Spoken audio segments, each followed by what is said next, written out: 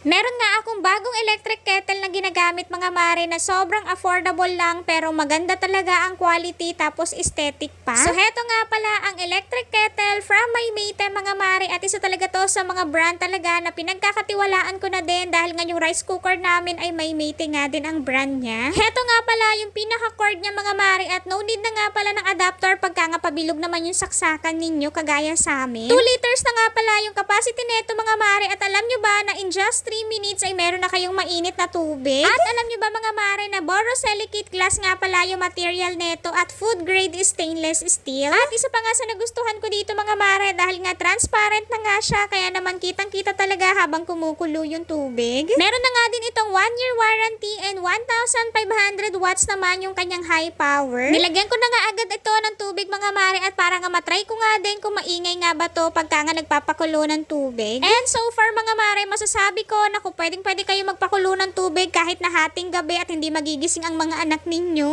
Meron na nga din pala itong blue light sterilization pagka nga inon ninyo at kusa na nga din itong nag-o-off. Kaya kung naghahanap nga din kayo ng murang electric kettle tapos maganda ang quality, naku, click the yellow bag.